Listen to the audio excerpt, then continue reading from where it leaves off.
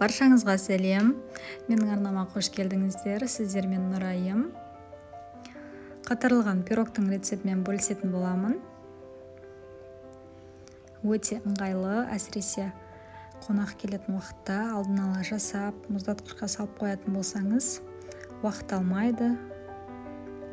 Ендеше жасауға кірсек. Ең алдымен ыдысымызға 100 грамм қаймақ, 2 жұмыртқа және 1 шай қасық тұз салып, жақсылап араластыратын боламыз. Тұзымыз ерігенше, қоймалжың сұйықтық болғанша араластыруымыз қажет.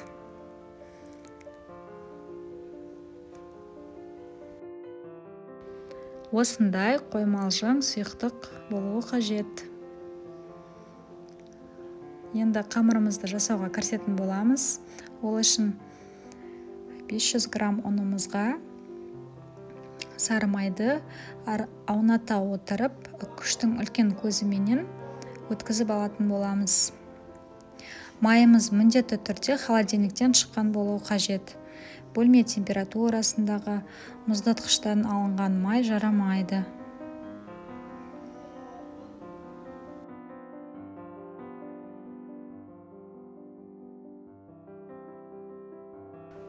Арасында майыңызды ауната отырып, осылай видеодағыдай крошка жасауымыз қажет.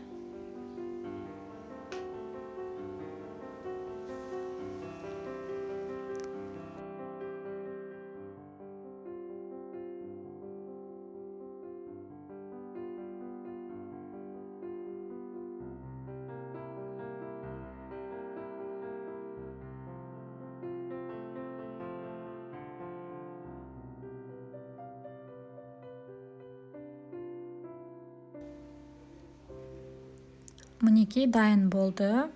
Енді қолымызбен жақсылап араластырып аламыз барлығын.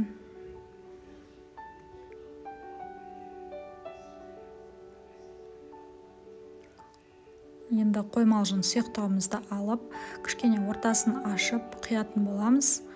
Және қамырды илеуге кірісеміз.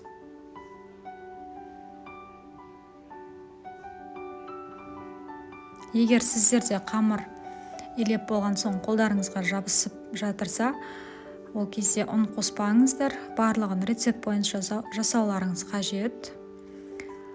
Қамыр дайын болған соң холодильникке 40 минутқа қоятын боламыз. Сол кезде өзі шамалы қатайып, жұмыс жасауға ыңғайлы болып шығады. Осылай пакетке салып, холодильникке қойып аламыз. Енді салмасын жасауға кірісеміз. Бізге фарш, шуа және картоп қажет. Тұз салып, бұрыш салып, қалауларыңызша приправа қоссаңыздар болады. Барлығын баса біріккенше араластырып аламыз. Шуа мен картопты ұсақ етіп тураймыз. Картоп бізде пісуі көп уақыт алатын болғандықтан ұсақ болғаны жақсы. Егер де пирогты жасап болғасын бірден пісіретін болсаңыз, 150 граммға дейін картоп қоссаңыз болады. Енді қамырымызды холодильниктен шығарып, екіге бөлетін боламыз. Егер сіздерде форма болмаса, дөңгелек етіп жайып алып, жасауларыңызға болады. Формаңыз міндетті түрде алынатын болуы қажет, жаны, асты. Әйтпесе қатырған пирогыңыз ертең түспей қалатын болады. Сондықтан алынатын болуы қажет. Енді қамырымызды кішкене дөңгелек формаға келтіріп алып, ұн сеуіп, дөңгелек етіп жаятын боламыз. Көз мөлшерімізбен қарап отырып, 26 сантиметрге келтіріп жаятын боламыз. Пирогта дайын болған соң бірден пісіретін болсаңыз, табаңызды міндетті түрде майлайсыз. Егер де мұздатқышқа салып қатыратын болсаңыз, майлаудың қажеті жоқ.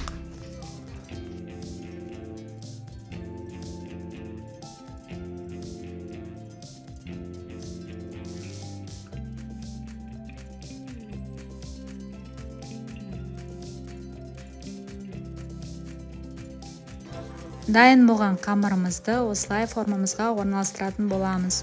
Жан-жағын қатты басып, орналастырып шығамыз.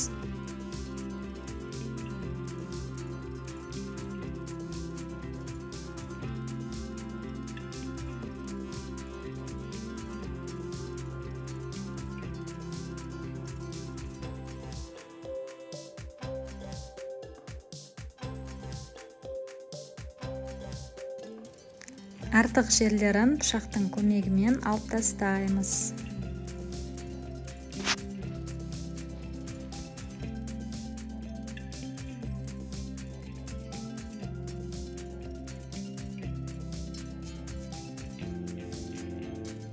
Осымен дайын болды. Енді салмамызды саламыз.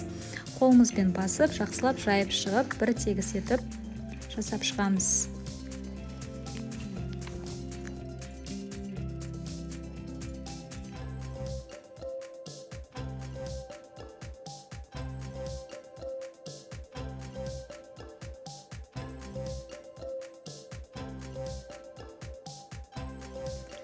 Екінші қамырымызды алып жаятын боламыз. Қалауларыңызша әсемдесеңіздер болады.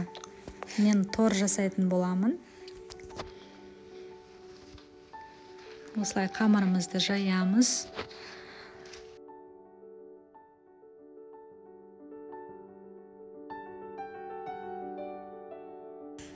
Барлығын бірдей көлемде кесіп шығамыз.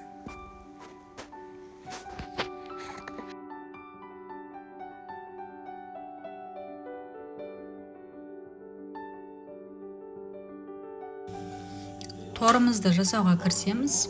Алдымен ортасындағыны алып дәл ортасына қоямыз. Осылай көрсетілгенде видеодағыдай жасап шығыңыздар барлығын. Міндетті түрде арасында тесік болуы қажет. Егер де бұлай жасағыларыңыз келмесе, қамырды жайып, кішкене тесік жасап жіберсеңіздер болады.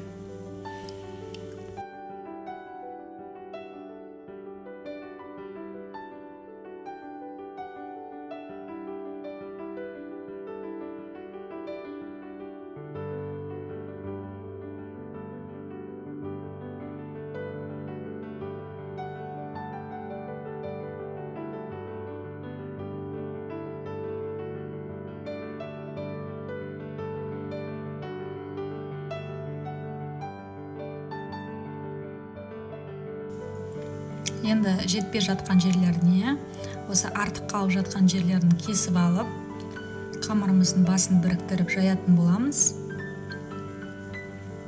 Видеода көрсетілгендей тағы да кесіп, жетпеген жерлерін жасап шығатын боламыз. Осыменен дайын болды. Енді біріктірілген жерлерін қаттырақ басып пышақпенен кесіп аламыз артық жерлерін.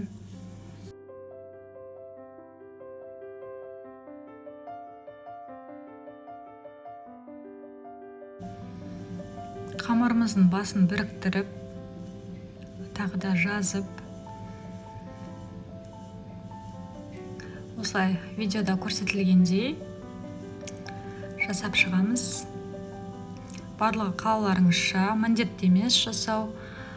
Менің ойымша аяқталмаған сияқты болып, жаны қалып тұрған сияқты, сол себепті мен осылай жасап шықтым.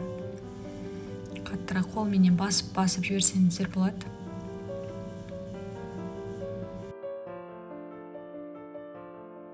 Осымен пирогымыз дайын болды.